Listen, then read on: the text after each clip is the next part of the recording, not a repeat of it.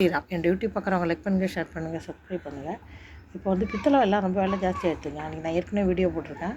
1 kilo 1.5 kilo சமைக்கிற அளவுக்கு ஒரு பாத்திரம், அதுவே கிட்டத்தட்ட 2 சேர்த்து 2500 ஆயிடுது. அந்தளவுக்கு விலை ஏறி போச்சு. நான் அந்த ஹோல்சேல் கடை அது, அங்கே போய் பார்த்தப்போ ஒரு பொண்ணு வந்து உங்கள் அம்மாவும் பொண்ணும் வந்திருந்தாங்க, கல்யாணமாக அந்த பொண்ணுக்கு. அதுக்கு வந்து அந்த சம்படம்னு சொல்கிறாங்கல்ல, அந்த வந்து டப்பாங்க, அதெல்லாம் வந்து செட்டாக வாங்கி பித்தளையில் வாங்கி அந்த அம்மா அடுக்கி வச்சுட்டு இருந்தாங்க அந்த பொண்ணுக்கு. அந்த பித்தளையே ஒரு தகன்னு மின்னுது வேறு அந்த டப்பாங்கெல்லாம், பார்க்குறதுக்கே ஆசையாக இருக்குது எனக்கு. அந்த பொண்ணை பார்த்தா மாடர்னாக இருக்குது, பித்தளை டப்பா வாங்கிட்டு போகுது என்னடா அதுன்னு சொல்லிட்டு. என்னம்மா அது, இந்த பாத்திரம்லாம் உன்னால் வச்சு மெயின்டைன் பண்ண முடியுமா?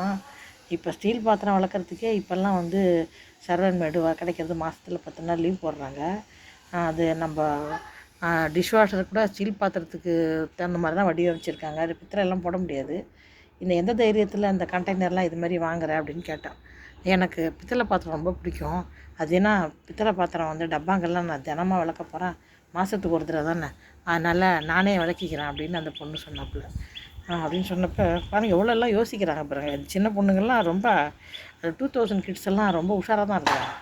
அது ஒரு இன்வெஸ்ட்மெண்ட் மாதிரி தாங்க. அந்த பித்தளையில் காசு போடுறதுங்கிறது உண்மையிலே இன்வெஸ்ட்மெண்ட்டு தான். ஏன்னா பித்தளைன்ற அதெல்லாம் ஒரு காலத்தில் வந்து சில்வர் பாத்திரம் வாங்கிட்டு இருந்தாங்க. அப்புறம் பார்த்தா டப்பர் வந்தது, அப்புறம் கிளாஸ் வந்தது, கிளாஸ் போய் இப்போ திருப்பியும் பழையபடி பித்தளை வந்துருச்சு. அந்த அதில் என்னென்னா, அந்த கிளாஸ் கண்டெய்னரில் வந்து நம்மளுக்கு உள்ளே என்ன இருக்குன்றது தெரியும். ஸ்டீல் பாத்திரத்துக்கு கொஞ்சமாக கிளாஸ் தெரிகிற மாதிரி கூட நடுவில் வந்தது, அதில் வச்சு அதுக்குள்ளே என்ன பருப்பு இருக்குன்னு கண்டுபிடிச்சி எடுத்துக்கிற மாதிரி இருக்கும். பட் பித்தளை பாத்திரத்தில் அந்த மாதிரி ஒரு சான்ஸ் இல்லை. மொத்தமும் பித்தளையாக மூடி தான் இருக்குது. அது திறந்து பார்த்தா தான் அதுக்குள்ளே என்ன இருக்குன்னு தெரியும்.